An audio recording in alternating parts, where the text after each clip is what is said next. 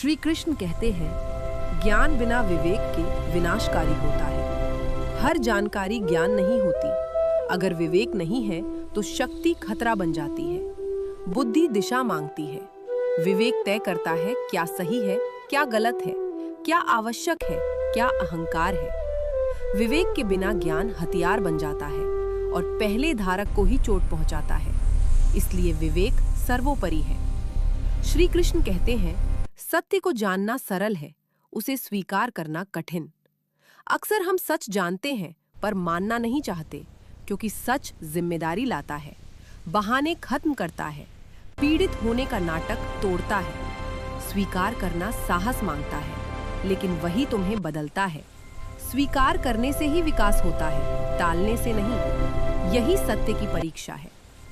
श्री कृष्ण कहते हैं, जो स्वयं को जान लेता है वो सब जान लेता है। दुनिया को समझने से पहले खुद को समझो। तुम्हारे डर कहाँ से आते हैं? तुम्हारी इच्छाएं क्या हैं? तुम्हें क्या चलाता है? जब आत्मज्ञान होता है तो दूसरों का व्यवहार स्पष्ट दिखता है। संघर्ष समझ में आते हैं। जीवन के नियम दिखते हैं।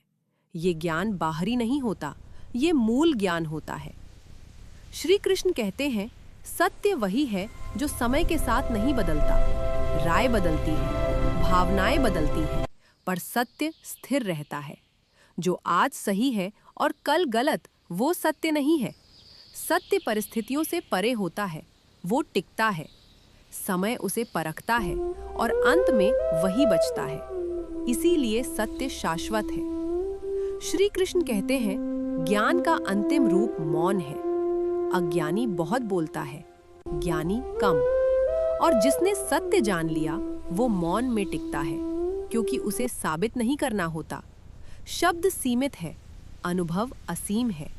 मौन में स्पष्टता है, शांति है और पूर्णता है।